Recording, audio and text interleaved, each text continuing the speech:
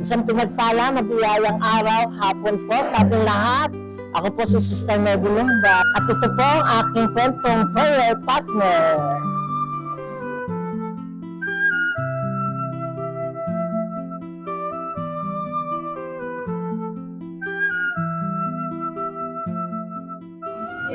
February 1984, nandito ako sa bansang Kuwait.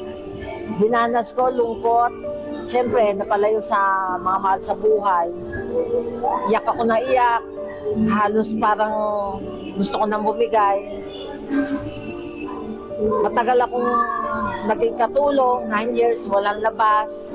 Pero pinagtiisan ko. Dahil siyempre, sa hirap ng buhay natin sa Pilipinas. Tapos ng 9 years na yon,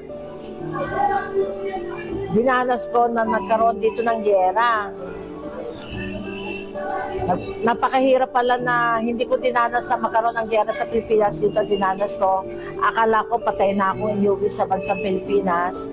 Pero sa panalangin ko, nakaligtas po ang abang lingkod nyo at ito po, nagsasalita sa inyo at kinukwento ang buhay ko dito sa bansang Kuwait.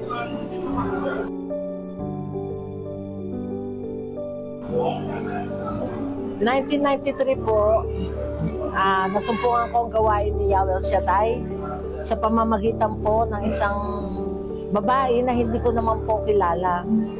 Pero nagpakilala po siya sa akin, siya si Sister Sita. At noon po kasalukuyang ako'y may dinaramdam po na may sakit po na hindi ko magaling. Halos 2 years na po ako nagsasuffer sa lumalabas po sa akin, buo pong dugo na halos ikamatay ko po. Hindi po rin alam na hospital kung anong gagawin sa akin. Pero sa kabutihan at kabaitan po ng ating Panginoon, yung babaeng pong yun, nagbigay po sa akin ng panyo. Ang sabi po, kung ako'y mananalig at maniniwala at mananampalataya, gagaling po ako. Nabasa ko po doon sa panyo na yon na El Shaddai po. Ano kaya ang kahulugan ng El Shaddai? Ang sabi ko po sa aking sarili. Meron po daw dasal at kung yung awit ng pagtitiwala sa Diyos at kung akin daw pong dadasalin, sabi ng babaeng nagbigay sa akin, lahat ng yon ay aking makakamtam. Ngayon po, nagtanong po ako, saan ko ba matatagpuan ang El Shaddai na ito? Noon po, isang maliit na kwarto lang po dito sa city, sa Kuwait City po, katabi lang po ng simbahan, na halos yero lang po ang harang at kakabubong ay yero na napakainit po. Nagtitiis po yung mga tao, nakikita ko, nakatayo, sumasayaw, kumakanta, at meron pong nagpipreach sa kanila sa harapan. Isa rin po ako na akin na tumayo roon at sabi ko, susunod naman ako. Talagang sa gabay po ng Panginoon, sa pananampalataya ko, gumaling po ang abang niyo pong lingkod, kahit yung pong doktor hindi makapaniwala sa nangyari. At hanggang sa tuloy-tuloy na po na umatin ako, hanggang sa nasumpungan po na maging isang membership po na manggagawa sa ubasan ni Yahweh El Shaddai. At hanggang sa ngayon po, naging choir pa po ni Yahweh El Shaddai.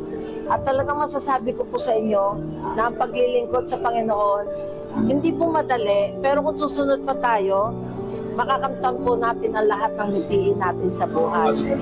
So simula po noong since 1984 po ako nandito, pero nasumpungan ko po yung gawain ni Yahweh El Shaddai ng 1993. Hanggang sa ngayon po, naglilingkod po ako sa ating Panginoon at ipagsisigawan ko po ang kabutihan ni Yahweh El Shaddai. Amen. At maraming salamat sa pagmamahal ng ating Panginoon. Talagang malaki ang pagliligtas niya at binigyan kami ng bagong buhay, napakalaking pagpapala. At higit sa lahat po, ang bigyan kami ng malulusog at magaganda at magagwapong apo na nagmumula sa ating Panginoon. Salamat sa Diyos, mabuhay ang ating Panginoon.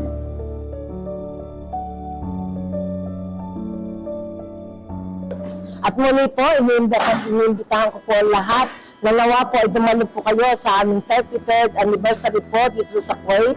At dito po gaganapin sa Kuwait City. At nawa po, makaakay pa rin po kayo ng kalulubang naliligaw ng landas. At talagang masasabi ko po sa inyo na hindi niyo pa magsisisihan na makilala ang Diyos na aming pinaglilingkuran. Walang iba kundi si Yahweh El Shaddai, ang Diyos ng ating kaligtasan.